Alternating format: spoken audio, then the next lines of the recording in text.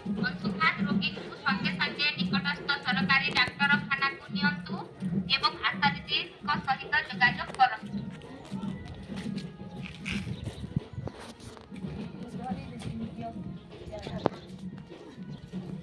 ଏହା ଦ୍ୱାରା ଗ୍ରାମରେ ଥିବା ସମସ୍ତ ଲୋକଙ୍କୁ ଜଣେଇ ଦେଉଛୁ ଯେ ବର୍ତ୍ତମାନ ଗ୍ରୀଷ୍ମର ପ୍ରଭାବ ବଢ଼ିବାକୁ ଲାଗିଛି। ତେଣୁ ଟାଣ ଖରାରେ ବାହାରକୁ ଯାଆନ୍ତୁ ନାହିଁ। ଖରାରେ କଠିନ ପରିଶ୍ରମ କରନ୍ତୁ ନାହିଁ।